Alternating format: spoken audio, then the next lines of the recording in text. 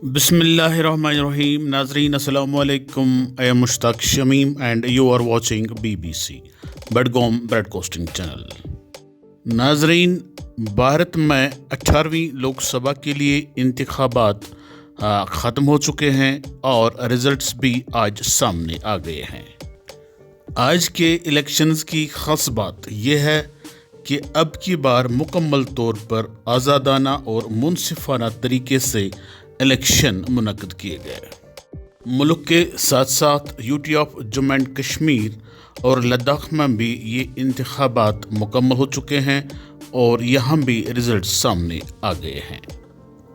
جیسا کہ آپ جانتے ہیں کہ جموں ڈویژن کی 2 سیٹیں بی جے پی کے کھاتے میں چلی گئی، جبکہ کشمیر ڈویژن کی 2 سیٹیں نیشنل کانفرنس اور 1 سیٹ آزاد امیدوار انجینئر رشید کے کھاتے میں چلی گئی، جبکہ لداخ کی 1 سیٹ پر بھی آزاد امیدوار نے جیت درج کر لی ہے. جموں ڈویژن میں بی جے پی نے اپنے 2 سابقہ ایم پیز کو میدان میں دوبارہ سے کھڑا کر دیا تھا اور وہ دونوں وجے ہو کر واپس آ گئے.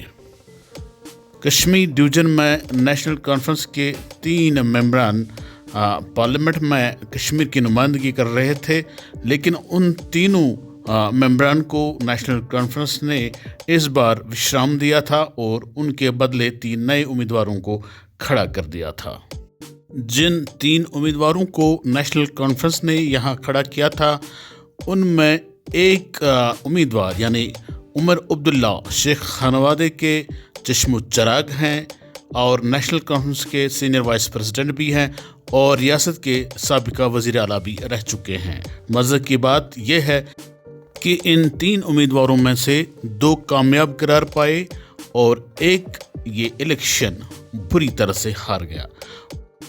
جو امیدوار یہ الیکشن ہار گیا وہ کوئی اور نہیں بلکہ شیخ خانوادے کا چشم و چراغ، سابقہ وزیر اعلیٰ اور نیشنل کانفرنس کے صدر ڈاکٹر فاروق عبداللہ کے فرزند ارجمند اور نیشنل کانفرنس کے سینئر وائس پریزیڈنٹ اور ریاست جموں کشمیر کے سابق وزیر اعلیٰ عمر عبداللہ ہیں.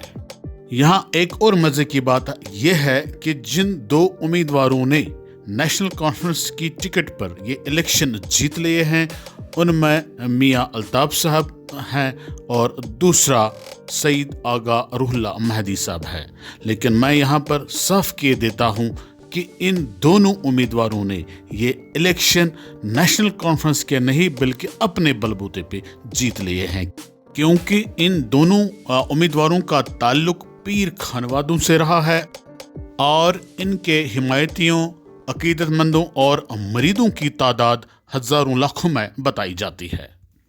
میں یہاں پر وثوق سے کہہ سکتا ہوں کہ اگر یہ 2 امیدوار نیشنل کانفرنس کے ساتھ نہ ہوتے تو یہ تینوں نشستیں نیشنل کانفرنس بری طرح سے ہار جاتا.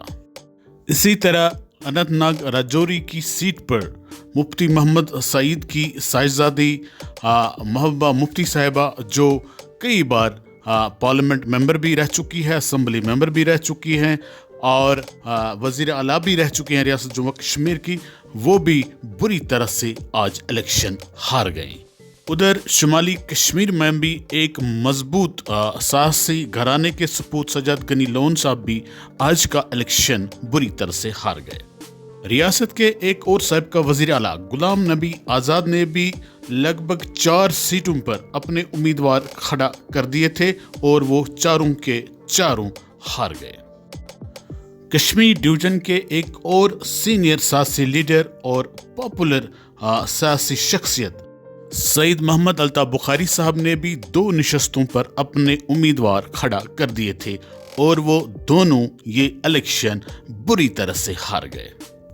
اتنا ہی نہیں بلکہ الطاف بخاری صاحب نے شمالی کشمیر میں سجاد لون کو سپورٹ کیا تھا اور وہاں پر سجاد لون یہ الیکشن چونکہ ہار چکے ہیں، اس طرح سے سید محمد الطاف بخاری ایک طرح سے تینوں کی تینوں سیٹیں ہار گئے.